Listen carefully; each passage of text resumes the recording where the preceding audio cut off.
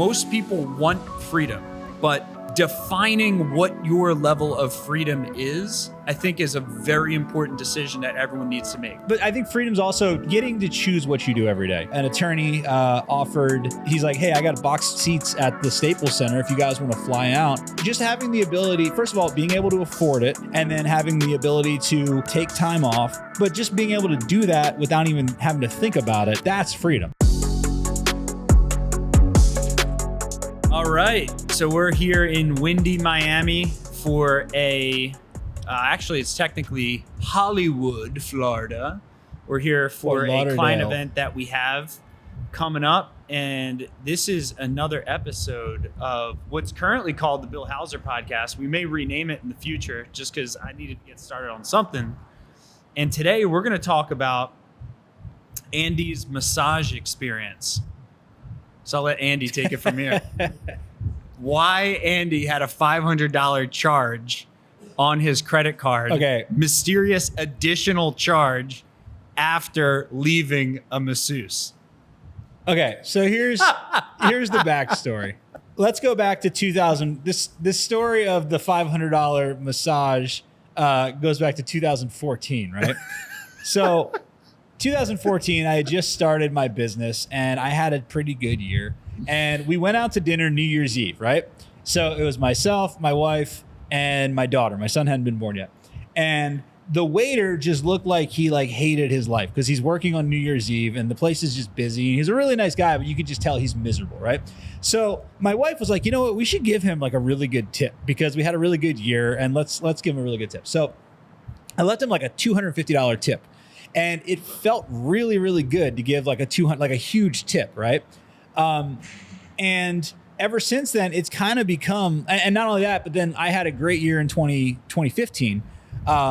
So we kind of have this like superstition now where every year at the end of the year, like starting December, we start giving these really big tips to people. Right. So we'll go out and if it's a waiter that does or a server that does a great job, like I'll literally leave them like $200 sometimes just because it's like, I look at it as like pay it forward. Right. So a couple years later, it's December and I have back issues. I've had back issues since I was in college. Right. So I get like, deep tissue massages all the time. And there was this one massage therapist that she had been my massage therapist for like a year and a half, 2 years. And we were talking and she was saying how she was worried because she had just came back with this cancer diagnosis, right? And I don't know what kind of cancer it was. I don't know anything about that. So this is December and I'm like, all right, well, she's always done a great job for me. She said she got cancer or whatever. So I was like, you know what, I'm going to do something nice. I'm going to leave her a $500 tip after a massage. It was not a happy massage. I want to put that out there right there. It was a normal massage, nothing bad. And by the way, I'm still married, which, so now I think I'm doing this great thing, right? So I go home and I tell Chelsea, my wife, I'm like, oh yeah, she said she had cancer. I felt bad for her, so I left her a $500 tip. And she's like, what? So as a woman, you can see how that may have been misconstrued. And in hindsight, I do see how it may have been misconstrued. And I actually, I actually was not allowed to ever go back to her ever again. So I don't know if she has cancer, had cancer, is alive or dead. I have no idea. Okay. But that's the story of the $500 tip that I gave at a massage. It was not it was not the massage that everyone probably thinks it was. It was really me trying to do something out of the kindness of my own heart that backfired horribly. But there's a great lesson in here, is that it feels really good to give back to people that are good at their job, I think. And we actually have continued this tradition even recently, even the last couple months. We went out to lunch with my kids and we had a really good waiter. And my kids were like, oh, give him $100, give him $100. So I gave him $100, just because I don't know why. It's just, it's cool when you can give back to people that do good things. And I personally believe that when you put that karma out in the universe, it comes back to you. It's always come back to me. So we're here in Florida right now. Now you know the real story, or at least Andy's version of it. So we're here in Florida where Andy used to live, actually about 2 hours north of here. or about 2.5 hours, right? 4 hours. 4 hours. Yeah. Jeez, That's that's in Lakeland, way yeah. further than I thought. Lakeland versus Miami. And when you come back to Florida, like what's it remind you of?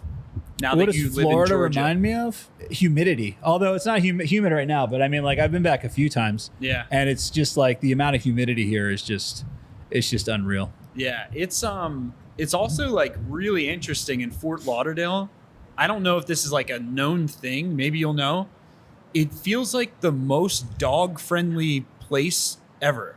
I don't know if is that like a known thing? Not that I know of. Because we were staying in Fort Lauderdale, and literally I was able to bring my dog into like all of the places you would never bring a dog into. I think that Florida is more like a freedom type of place. Yeah. It's more like, it's definitely turned into that more since 2020. Yeah. Since so many people have moved here. That, and then like, dude, North Florida, because I've been on a road trip. So let me start with that. So we sold our house. When was that? Like 2 weeks ago, we sold our house, right? About that. And I had nowhere to live for 6 weeks. So from 2 weeks ago until January 1st, I've technically been homeless. So we packed basically everything we owned. Well, 5/6 of what we own is in a big storage pod. 1/6 of what we own is packed in this trailer that I bought in my truck. And we took a family road trip, myself, Emily, my wife, Cammie, my daughter, and my dog, Jade, which, by the way, we have the best baby on planet Earth.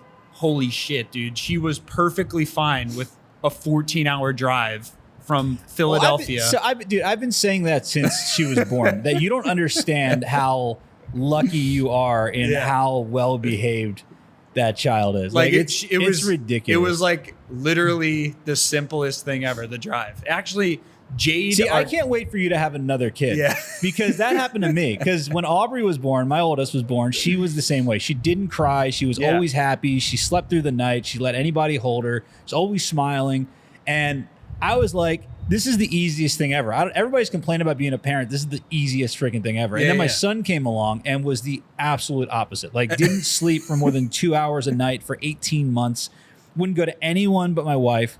Here's what's crazy. And all the way up till he's 5. Like he was a nightmare until he was 5. And I'll tell him that to his face. He's 8 or he's 9 now. He's the best kid ever now. But I can see how somebody that is not mentally stable could murder their child. And I'm serious. Like when you see how, like when they Kyle's scream nodding his nonstop. head behind the camera. Yeah, okay, Kyle. Yeah. He said 2 of them. Yeah, no. He murdered. Look, I love my son. He said he murdered 2 of them. On what date, Kyle? But see, that's the thing is that you don't know what you don't know, and I didn't know what I didn't know until I got both ends of the spectrum. Yeah. I didn't get an okay one. I got a great one, and then I got a freaking nightmare. Now both my kids are great. Yeah. But 5 years, it was a long time. We do this road trip, and we stopped in South Carolina. Actually, it was like southern North Carolina at this amazing dirt bike track that I rode at. Then we drove down to Orlando. We went to Disney for 2 days, which holy crap, that was way harder than I thought. I mean, like the amount of walking, like my bones hurt by the end of the first like 4 hours, and we just had to. I wanted to pretend that I was like disabled and get one of those stroller, like the scooter things, because like it just was, I don't understand how people do it. And I don't understand how like the everyday person like saves up for that to just like, they must literally spend all of the money they saved in a year to go to Disney with how expensive. It's insane. So Dan Kennedy talks about that. He talks about how every marketer needs to go to Disney as just for marketing research and sales research to see how they do things. Because it's just the amount of money that they get you to spend and how they monetize every single problem that they have. Most companies, like if it's a problem, they fix it. Disney says, oh, it's a problem. We're going to figure out how we can make money on this problem. Yeah. It's insane. It's literally insane. So then we go there this is all of my vagabond lifestyle story for the last 2 weeks. So we go to Orlando area, then we travel up to Gainesville for this race that I was doing. And I think it's like 3 days in, I break my hand cycling, and have to get reconstructive hand surgery. This is all meanwhile I don't have a house. You know, my 10-month-old, now 11-month-old daughter is, basically living out of my truck. And then I have to get emergency reconstructive hand surgery. I have like 4 pins in my hand. And what's interesting is like, and now we're in Miami. So like in the last, couple of weeks, 2.5 weeks, I've seen Northern Florida, Central Florida, and Southern Florida, right?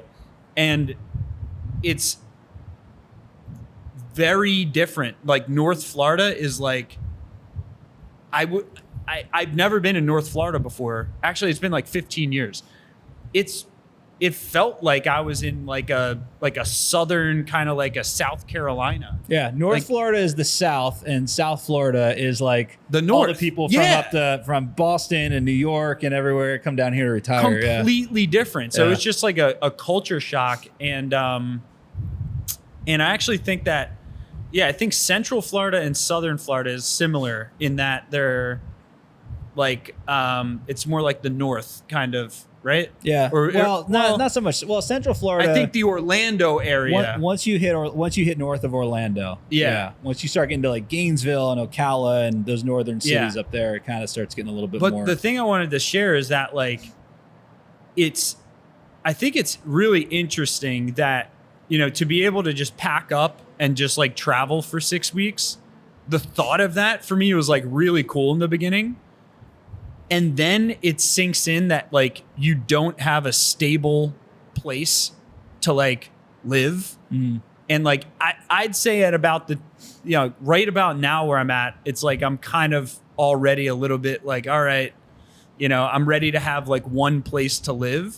But it's really an interesting experiment because like I've always wondered like what it would be like to live on the road or like kind of be in that vagabond lifestyle. Which is kind of like how it was when you and I were both in bands when we were younger, right? Yeah. And that's kind of like the thing when you're like touring in a band is like you're in different cities all the time and like that's exciting. But now as a adult with, a daughter and family, it's actually given me a ton of appreciation for stability. I guess like having stability and like I didn't expect like to me this was all exciting. The thought of all this was exciting, but like now it's just more unsettling. It's like where are we going next? I haven't been able to unpack my stuff fully yet because we keep going somewhere else every other week. But there's something to that, and it's interesting to me that. If you think of like early humans, it makes me wonder if there's something like genetic within, or like, I assume early humans didn't migrate that much. Like the ones that migrated were probably like the explorers, and that probably was like the 1%. I feel like most people, there's probably something in our DNA that for most people feels secure of having like a home base. I feel like it's the lowest level of Maslow's. I was going to say, think about the hierarchy of needs. Yeah. It's, safety and security is the first one and like shelter and stuff like that, so it's like, but people also want stability. So if there's stability, predictability, certainty, all those types of things. Yeah. So right now, if there's no stability and you don't know where you're going to be and, it's a little unsettling. I think it's hard to actually, do you monitor your sleep at all? I did for years, but I don't anymore. It'd be really interesting to see how that actually affects your sleep. Yeah. With the instability, because I know for me, like, 'cause I have one of these Aura rings. Yeah. And I know that's what that is. I thought you replaced your wedding ring. No, my wedding ring. Because you were blocking your hand, and I was like, did you put your wedding ring on your pointer finger? No. It's an Aura ring. And this thing, like, I started tracking my sleep again, and I know I do not sleep well in outside of my house, I don't sleep well. So like in hotels and stuff, like I just don't sleep well. Huh. And I don't know why that is. Because I mean, like, and it doesn't matter if it's a hard bed, soft bed, it doesn't matter. But I think it has something to do with the fact that I'm not actually in that like home place. Yeah. You know what I mean? It's like definitely a mental thing. Yeah. So it's interesting. It would have been an interesting experience for you to you to track your sleep. But it's interesting because it's like there is a limit to freedom, because like we talk a lot about like designing a lifestyle where you can kind of have freedom to do what you want, where you want, stuff like that.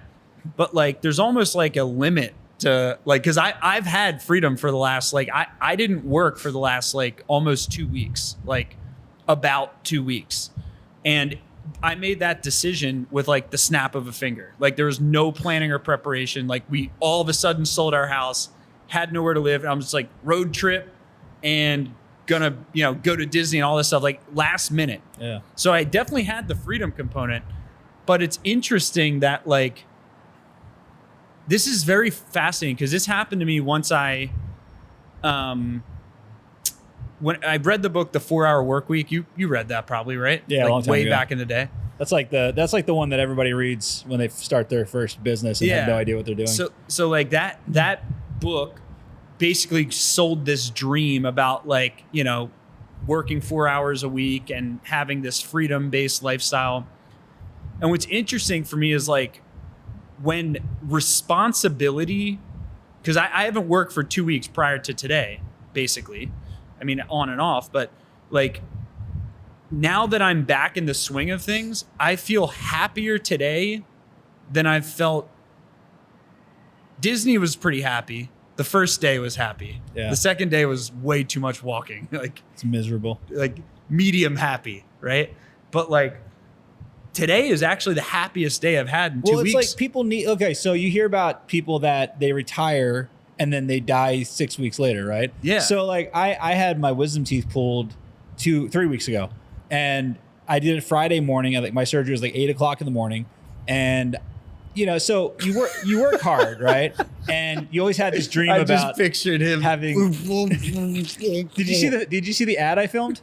I filmed an ad. I was like, yeah, you don't remember this? Yeah. I was like, I don't remember if I got my wisdom teeth before. Yeah, so my wife is in the pharmacy getting my pain medicine, and I pulled out my phone. This is like how I just operate on autopilot. I do not remember filming this ad. Are you being serious? No, I really don't remember filming the ad. But like, because I filled an ad, I was like, come to our event, because I had like gauze still in my mouth and everything. But my point is that when you're working hard and everything, there's always this fantasy of just laying around on the beach all day. Maybe you have that or not, but like the reality of that is I got back to my house at like 11 o'clock and I laid down on the couch and I just basically binge watched Netflix until like 9 o'clock at night. And then I went to sleep. And then the next day I still wasn't feeling great. So I basically just laid down on the couch. Did the same thing. Yeah. That's what I did the day after surgery. And the day of and day after and 2 days. By the end of day 2, I was like, I cannot. I was like, I have to do something. Yes. I can't. I don't understand how people just sit around and do nothing. Let me all ask day. you this. What was your emotional state at the end of that nothing period? I felt depressed, actually. Same. Yeah. I felt like I was, and it's funny because that this isn't true, but I felt like I was worthless. Yeah, kind of. Yeah, like me too. I felt like I was like, this must be how it feels to live in your parents' basement and do nothing all day. You know what I mean? Like it was just weird. Like I had that feeling of like, yeah, it was strange. And that was less than 48 hours in. Yeah. Like, dude, the same thing happened with me. So they basically gave me, so I was planning on doing this race all last week, but then I broke my hand and I get the emergency surgery. They drugged me up and all that. I end up driving from Gainesville to Miami while these drugs are coming out of my system. Were you driving? Or was Emily driving? Yeah, one-handed because my shit. I mean, it wasn't like the full sedative, so like it came out of my system in like 30 minutes. But were you under for the surgery or were you awake? It wasn't full anesthesia. It was like was it IV sedation? It was like the Michael Jackson drug they call it. Oh, that's the same thing they gave me for my teeth. Yeah. So like you recover from that very quickly. Yeah, I mean, I was awake in 30 minutes.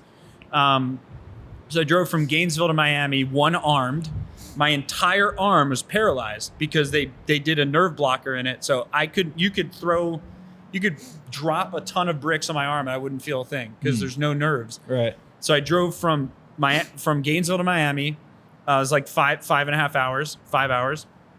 I get there, and similar to you, I did nothing the day after, nothing the day after that, nothing the day after that. Like really like 3 days.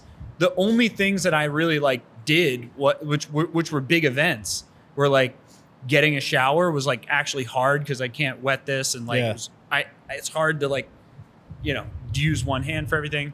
That and like taking Jade outside to like go potty and stuff like that. And it just like by the end of it, I had the same emotional state that you did. And like, I'm actually looking back, I'm grateful for it because it taught me.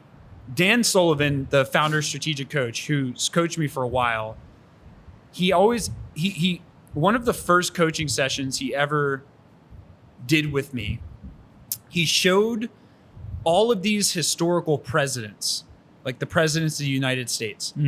And he had a comparison chart of the average lifespan of people within the date, like within their age range based on when they were born. And obviously the average age has increased over time. And he went through a list of like, it was like literally 20 presidents in a row, except for the assassinations. And the average president lived like something around like 25 years longer than the average lifespan. Oh, really? Excluding assassinations, 25 years longer than the average lifespan of people born within their same time period. Yeah. And what the point he was trying to make is that fear, responsibility, and stress makes you younger. Interesting. Because if you don't use it, you lose it. You look at some of these presidents. Look at Obama on day one versus the last day he left. He looked like he aged 30 years. Yeah. But what's interesting is like, it's kind of like if you don't use it, you lose it type thing. Like if you don't put stress on your mind is a muscle. Your mind will fade away. If you don't put responsibility on yourself, if you don't put yourself in high pressure situations, your identity kind of softens and kind of like, and it's a really interesting point that like the point he said was that fear, stress, and responsibility makes you younger, not older. And the reason why people wither away when they retire is because there's no more fear, there's no more responsibility, and there's no more stress. Yeah. So then all the faculties that you use in your body and mind to fight back against fear, responsibility, and stress, those muscles, which is really your conscious mind. It's hard to measure that, but it's kind of like a part of your brain, part of your psychology, part of your identity. That kind of, the theory is that it kind of just like dissipates away and just becomes actually worthless. Well, you know what's interesting? So Tom Brady, because you remember he retired and then he took a month and then he unretired, right? But that last season, he wasn't the same Tom Brady that last season. No way. And I think it's because he took a month off. Yeah. Because like normally, I mean, for how long did he play for? 20 years, 25? I don't know how long. Whatever it was, I don't think he ever took time off. Yeah, he broke his routine. He took like a month where he completely stopped and basically, and everything just kind of like, he went into retirement mode. And you see like, have you seen these pictures of like Usain Bolt lately? Yeah. Like the guy's like, he's got like a huge gut now and everything. And it's funny because everybody's like criticizing him. It's like, but you can't expect an Olympic athlete to keep up a training regimen that they keep for, after retirement. That'd be insane, But it's just funny how it's like how quickly, everything left unto itself moves further. What is it? Further towards disorder, right? Yeah, disorder. Yeah. So like imagine not working out for 2 years. Yeah. Like imagine not reading a book for 2 years. You know what's crazy? So, okay, working out, you spend so much time in the gym, and the amount of muscle you lose by not lifting weights for 2 weeks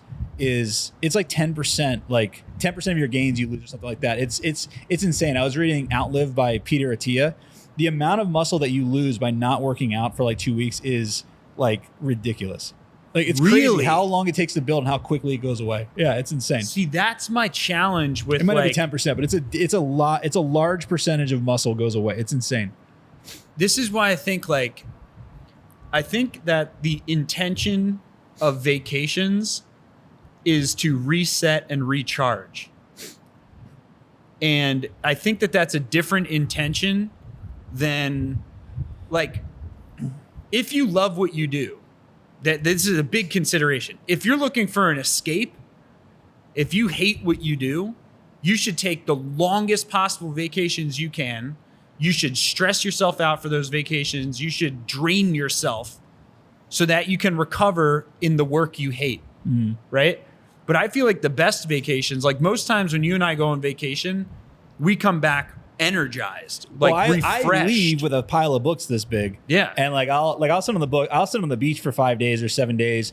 And yeah, I'm sitting on the beach and I'm relaxing and everything, but I'm also reading stuff that's actually like keeping my mind going. So it's different than when I was laying on the couch watching Netflix all day. Yeah. You know what I mean? Because that's just mindless. This way I'm laying there, I'm relaxed, I am recharging, I'm getting out of the normal environment, but I'm still learning new concepts. I'm still thinking of things. That's the same thing I do. I always make like big goal setting and resetting is always a part of my vacation routine. And then reading and learning something new is also like another important part, because I notice when I'm in a different area, there's a higher likelihood I absorb a concept that maybe I otherwise wouldn't have absorbed if I read that same concept in my same location, you know? But it's just like, it's interesting to find that balance. Like, I feel like the last week and a half, I went too far into the vegging out Netflix category, and I don't feel good about it. And I guess the point is of what we're trying to kind of iterate is like, the whole opening concept I was trying to make with this is that most people want freedom, but defining what your level of freedom is, I think, is a very important decision that everyone needs to make, because I think there's a million different types of freedom. Mm-hmm. And if your definition of freedom is just like sitting on a beach and having your business run itself or whatever, there will be a point in time where you'll get that, and then you're going to be like, yeah, I don't want another cocktail on the beach anymore. I want to do something productive again, right? I think freedom's also choosing. It's getting to choose what you do every day. Yeah, so you don't actually so it doesn't necessarily mean that you're not going to work on your business, or you're not, because like, even like, let's say somebody came in and offered us $1 billion and we sold SMB team and what, like, I wouldn't be finished. I would have to do something else. And I'm sure you would have, I know you couldn't just sit around and do nothing. Right. So it's like, but freedom is basically, I get to do this and I get to do this. And like, you know, it's also the ability to, you know, have experiences, especially with kids and everything like that. Yeah. Like for example, somebody offered us, my son's a huge Steph Curry and LeBron James fan. So an attorney offered, he's like, hey, I got a box seats at the Staples Center if you guys want to fly out. So just having the ability, first of all, being able to afford it, and then having the ability to take time off to, you know, basically say, hey, Mason, we're going to fly out to LA. Mm-hmm. We're going to go to this game where, you know, and I mean, the trip cost $3,000 and took 2 or 3 days, you know? So it's like, but just being able to do that without even having to think about it, that's freedom. Yeah. You know, like, I don't have to think about, can I afford it? Can I take time off? What's going to happen if I'm gone? Who's going to cover for me? You know, it's just, I can do whatever I want. Yeah. And then I come back and, you know, I've done something productive, something fun. I've created a memory with my son. And then I go back and I work on stuff that I'm excited to work on. So I think like one of the freedoms, to your point, is freedom to get to do what you love. Yeah. Freedom to stop doing what you love at any point in time on a minute's notice and do something else.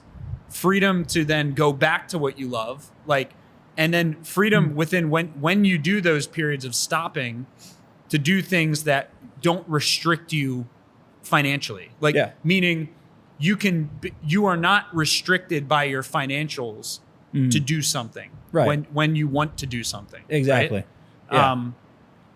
Yeah. I just think it's been a great kind of experiment. But I'm ready to not. Yeah. Well, you know, be the a grass is chump is anymore. always greener, right? Because like you think, oh, I wish I could just travel and do all this stuff, and then once you finally get there, you see the other side of it, and you're like, oh, I wish I just had some stability. Could you know? tell if maybe it's just in my head, but could you tell that my energy was like lower at the beginning of today? No, not really. When I Well, was getting to the swing of not everything? really. Well, I have so you've been off for 2 weeks, so we haven't had our meetings, and I haven't really. I've been in one meeting with you for the last 2 weeks, I think. Yeah. So no, I don't think so. I couldn't, but we really didn't interact until But you we did say you thought my face was fat. No, that was the other day. Yeah. Oh, it was from Yeah. the cycling accident. I think that's a sign. I mean, why would someone call your face fat? I feel like I that's a said way. swollen. His face looked like it was swollen. Maybe we can pull the recording and we can pull the recording of the Zoom call and do I a think you said side by side fat, comparison. The word fat. All right. Well, this Obese, is. I think was the word. Actually, I think. Yeah. It looked like his. Yeah. All right. Well. Pre-diabetic, I believe is the word. All right. Well, go put some pressure on yourself. If you don't use it, you lose it. The end. This is the end of the episode. And now you can go on to whatever else you were doing for your day. Goodbye.